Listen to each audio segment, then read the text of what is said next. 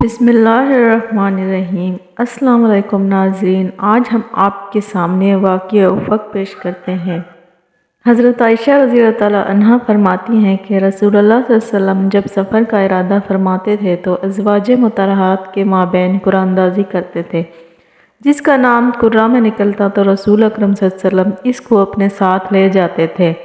ایک غزوے میں آپ نے ہمارے درمیان قرہ ڈالا جس میں میرا نام نکلا تو میں رسول اللہ صلی اللہ علیہ وسلم کے ساتھ سفر پر روانہ ہوئی۔ ہم روانہ ہوئے حتیٰ کہ رسول اللہ صلی اللہ علیہ وسلم اس غزوہ سے فارغ ہو کر لوٹے۔ واپسی میں ہم لوگ مدینے کے قریب تھے کہ قافلے نے پڑاؤ ڈالا۔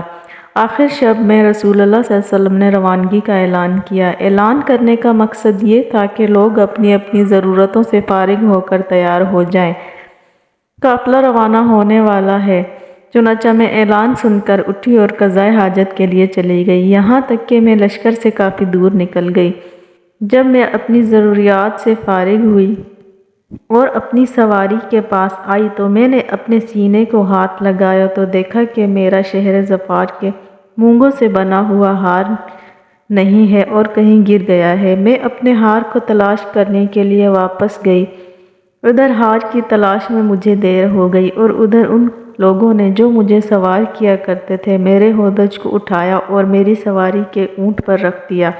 وہ یہ سمجھ رہے تھے کہ میں ہودج کے اندر موجود ہوں، کیونکہ اس زمانے میں عورتیں دبلی پتلی ہوا کرتی تھیں اور موٹی بھاری نہیں ہوتی تھیں، کیونکہ غذا معمولی کھایا کرتی تھیں، اور حضرت عائشہ رضی اللہ تعالیٰ عنہا بھی ایسی ہی تھیں۔ اس لیے ہودج کو اٹھاتے ہوئے ان لوگوں کو ان کے ہلکے پن کے پیش نظر اس بات کا احساس ہی نہ ہوا کہ ہودج خالی ہے۔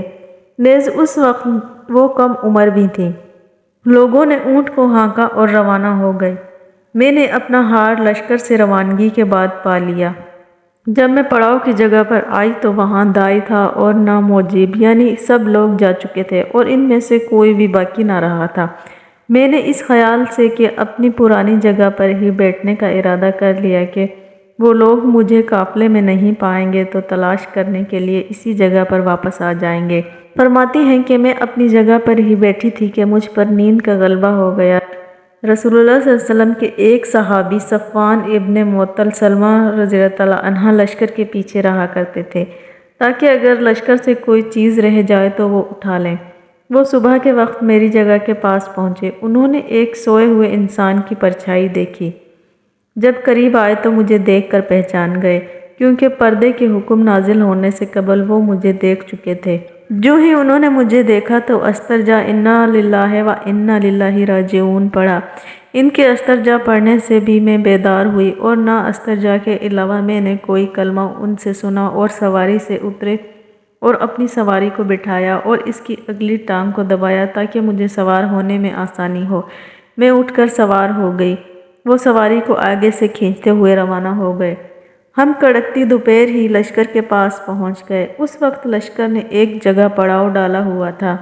میرے متعلق جس کو ہلاک ہونا تھا وہ ہلاک ہوا اور جس شخص نے تہمت لگانے میں بڑا حصہ لیا وہ عبداللہ ابن ابی بن سلول تھا۔ حضرت عائشہ رضی اللہ تعالیٰ عنہا فرماتی ہیں کہ پھر ہم مدینہ طیبہ آ گئے اور مدینہ طیبہ پہنچنے کے بعد میں 1 ماہ تک بیمار رہی۔ لوگوں نے اصحاب افق کے قول کو موضوع سخن بنا لیا تھا اور جگہ جگہ اس کے تذکرے ہو رہے تھے، تاہم مجھے اس سلسلے میں کوئی علم نہیں تھا۔ البتہ بیماری کے دنوں میں مجھے یہ بات شک میں ڈالتی تھی کہ رسول اللہ صلی اللہ علیہ وسلم کا وہ لطف و کرم اپنے ساتھ نہیں دیکھتی تھی جو بیماری کے وقت پہلے دیکھا کرتی تھی۔ صرف اتنا تھا کہ رسول اللہ صلی اللہ علیہ وسلم میرے پاس تشریف لاتے، سلام کرتے اور پوچھ لیتے کہ حال کیا ہے اور پھر واپس تشریف لے جاتے۔ بس رسول اکرم صلی اللہ علیہ وسلم کے صرف اس طرز عمل سے مجھے قدرے شک ہوتا، لیکن شر کی بات کا مجھے کوئی علم نہیں تھا۔ جب بیماری کی شدت میں کمی ہوئی اور میں کچھ صحت مند ہوئی تو اس وقت میں حضرت ام مستہ رضی اللہ تعالیٰ عنہا کے ساتھ مناسا کی طرف نکلی اور ہم قضائے حاجت کے لیے صرف رات کو نکلتے تھے۔ یہ اس وقت کی بات ہے کہ جب گھروں کے قریب بیت الخلا بنانے کا رواج نہیں تھا۔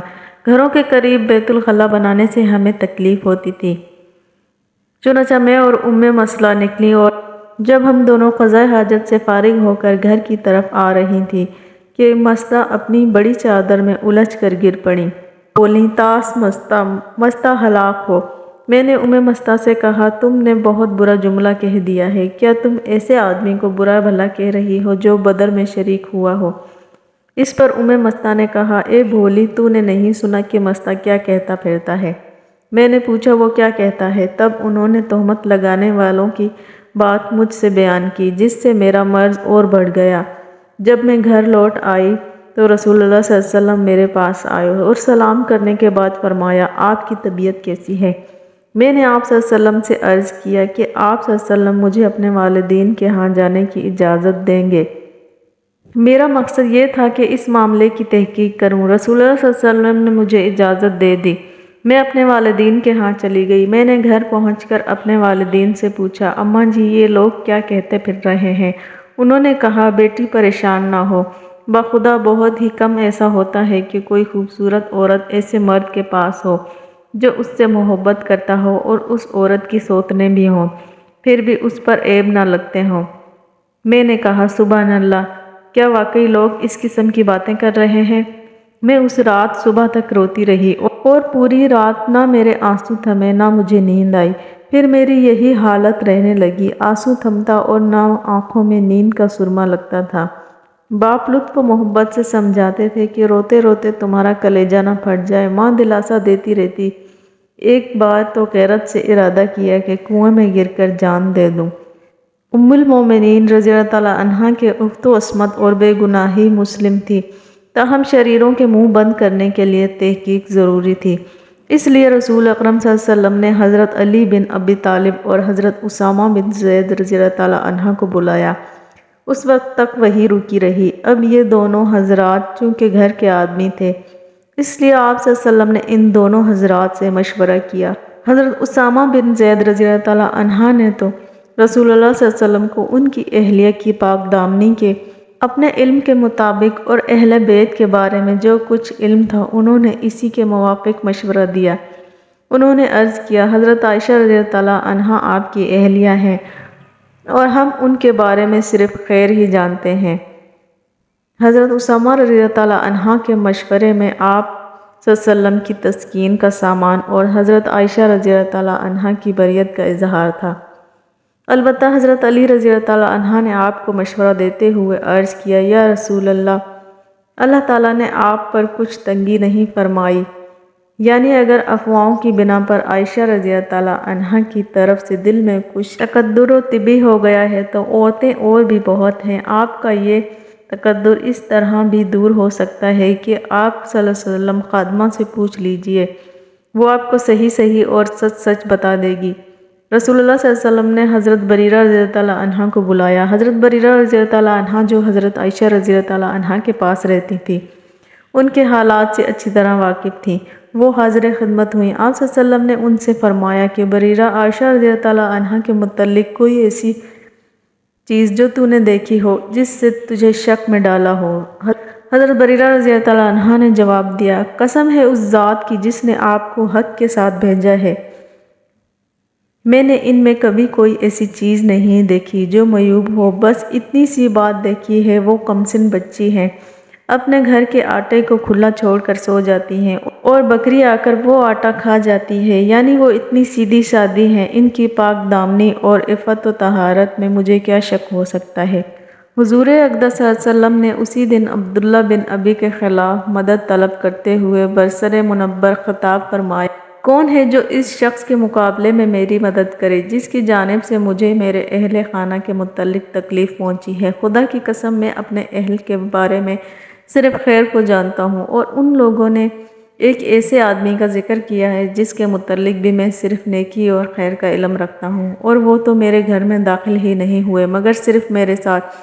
حضور اقدس صلی اللہ علیہ وسلم کا یہ خطاب سن کر حضرت سعد بن معاذ رضی اللہ تعالیٰ عنہ کھڑے ہوئے اور کہا یا رسول اللہ، میں آپ کی مدد کروں گا۔ اگر اس شخص کا تعلق قبیلہ اوس سے ہے تو میں اس کی گردن اڑا دوں گا، اگر وہ ہمارے خزرجی بھائیوں کے قبیلے سے تعلق رکھتا ہے تو آپ صلی اللہ علیہ وسلم جو حکم بھی فرمائیں گے ہم آپ کا حکم بجا لائیں گے۔ اس پر قبیلہ خزرج کے سردار حضرت سعد بن عبادہ کھڑے ہوئے۔ اب صورتحال یہ تھی کہ حضرت حسان رضی اللہ تعالیٰ عنہ کی والدہ حضرت سعد رضی اللہ تعالیٰ عنہ کی چچا زاد بہن لگتی تھیں، اور حضرت حسان رضی اللہ تعالیٰ عنہ اس تہمت میں شریک تھے۔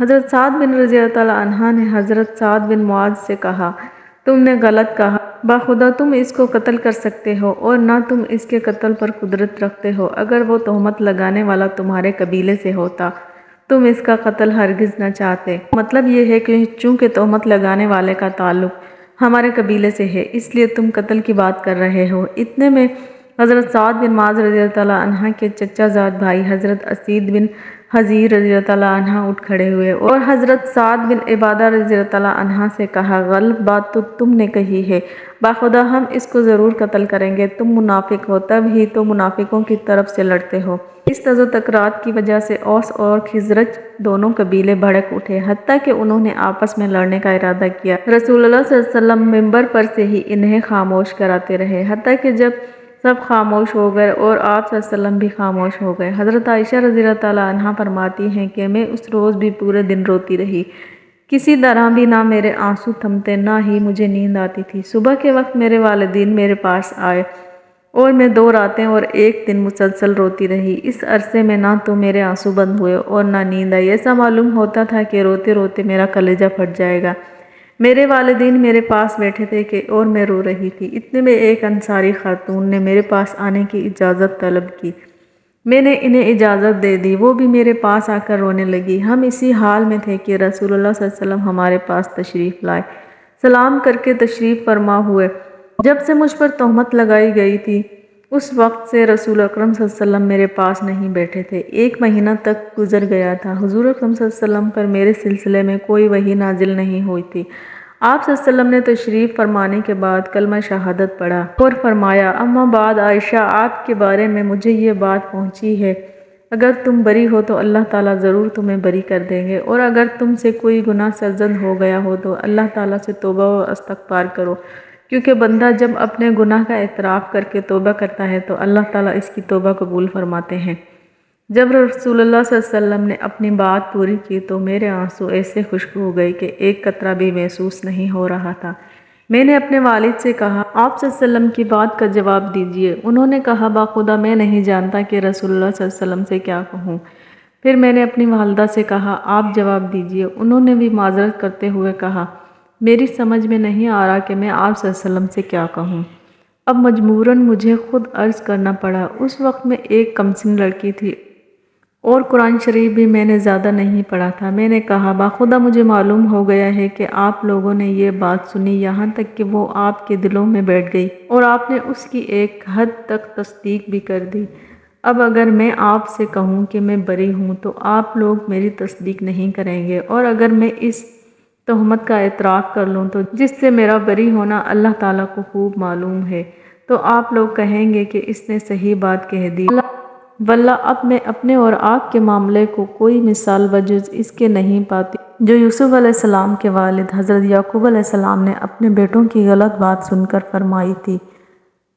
اب میں صبر جمیل ہی کو اختیار کرتی ہوں۔ جو کچھ آپ کہہ رہے ہیں اس سلسلے میں اللہ تعالیٰ سے مدد مطلوب کرتی ہوں۔ یہ کہہ کر حضرت عائشہ رضی اللہ تعالیٰ عنہا اٹھ کھڑی ہو گئیں اور اپنے بستر پر لیٹ گئیں۔ فرماتی ہیں کہ مجھے یہ یقین تھا کہ اللہ جل شانہ کو میری برات کا علم ہے اور وہ میری برات فرمائیں گے، لیکن خدا کی قسم یہ بات تو میرے وہم و گمان میں بھی نہ تھی کہ اللہ جل شانہ میرے معاملے میں وحی نازل فرمائیں گے، کیونکہ میں اپنے آپ کو اس سے کمتر سمجھتی تھی۔ اللہ جل شانہ میرے معاملے میں خود کلام فرمائیں گے۔ ہاں مجھے یہ امید ضرور تھی کہ رسول اللہ صلی اللہ علیہ وسلم کو کوئی خواب دیکھیں گے جس کے ذریعے اللہ تعالیٰ میری برات کر دیں گے، بس خدا کی قسم رسول اللہ صلی اللہ علیہ وسلم ابھی اپنی اس مجلس سے نہیں اٹھے تھے اور نہ ہی گھر والوں میں سے کوئی اٹھا تھا کہ آپ صلی اللہ علیہ وسلم پر وحی نازل ہونے لگی۔ آپ کو اس شدت نے پکڑ لیا جو نزول وحی کے وقت آپ پر طاری ہوتی تھی، یہاں تک کہ آپ کی پیشانی مبارک سے موتیوں کی طرح پسینے کے قطرے گرنے لگے، حالانکہ دن سردی کا تھا۔ یہ اس کلام الہی کے ثقل کی وجہ سے ہوا تھا آج جو آپ پر نازل کیا گیا۔ صدیقہ رضی اللہ تعالیٰ عنہ فرماتی ہیں کہ رسول اللہ صلی اللہ علیہ وسلم سے جب یہ کیفیت دور ہوئی تو آپ مسکرا رہے تھے۔ سب سے پہلا کلمہ جو آپ نے فرمایا وہ یہ تھا، عائشہ اللہ عز و جل شانہ نے تمہاری برات نازل کر دی۔ بس میری والدہ نے مجھ سے کہا کہ حضور اقدس صلی اللہ علیہ وسلم کے سامنے تعظیم و کرام کی طور پر کھڑی ہو جا۔ آپ نے کہا، خدا کی قسم میں نہیں کھڑی ہوں گی، میں صرف اللہ تعالیٰ ہی کی حمد و شکر بجا لاؤں گی۔ یعنی میری برات کا اعلان بھی اللہ تعالیٰ نے فرمایا ہے۔ یاد باری تعالیٰ ہے، جب اللہ جل شانہ نے میری برات کا اعلان ان آیات میں کر دیا تو حضرت ابو بکر صدیق رضی اللہ تعالیٰ عنہ نے کہا، جو کہ حضرت مصطح بن اساسہ رضی اللہ تعالیٰ عنہ پر قرابت اور ان کی غربت کی وجہ سے خرچ کیا کرتے تھے، بخدا میں آئندہ مصطح پر کچھ بھی خرچ نہیں کروں گا۔ اس نے بھی عائشہ پر تہمت لگائی ہے۔ اس پر قرآن مجید کی آیت تک نازل ہوئی۔ اس آیت کے نزول کے بعد حضرت ابو بکر صدیق رضی اللہ تعالیٰ عنہ نے کہا، کیوں نہیں، میری تو یہی خواہش ہے کہ اللہ تعالیٰ میری مغفرت فرمائے۔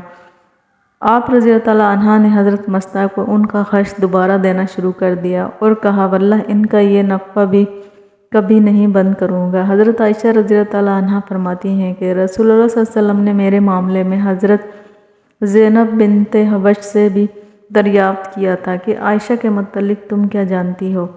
ام المومنین حضرت زینب رضی اللہ تعالیٰ عنہ نے کہا تھا، میں اپنے کانوں کو ایسی فضول باتیں سننے اور اپنی نگاہ کو ناپسندیدہ مناظر دیکھنے سے محفوظ رکھتی ہوں۔ خدا کی قسم مجھے عائشہ رضی اللہ تعالیٰ عنہ کے بارے میں کوئی بات سوائے بھلائی اور خیر کے معلوم نہیں۔ حضرت عائشہ رضی اللہ تعالیٰ عنہ فرماتی ہیں کہ ازواج مطہرات میں سے ایک زینب رضی اللہ تعالیٰ عنہ ہی ایسی تھیں جو میرا مقابلہ حسن و جمال، عقل و زکوٰۃ وغیرہ میں کرتی تھیں، لیکن اللہ تعالیٰ نے ورع و تقوی کی وجہ سے ان کی حفاظت فرمائی۔ ناظرین، یہ تھی حضرت عائشہ رضی اللہ تعالیٰ عنہ کی شان، جن کی پاک دامنی کے متعلق اللہ تعالیٰ نے آیتیں نازل فرمائی۔ اگر آپ کو ہماری یہ ویڈیو پسند آئی ہو تو اسی طرح کی اسلامک ویڈیوز دیکھنے کے لیے ہمارے چینل کو لائک اور سبسکرائب کریں۔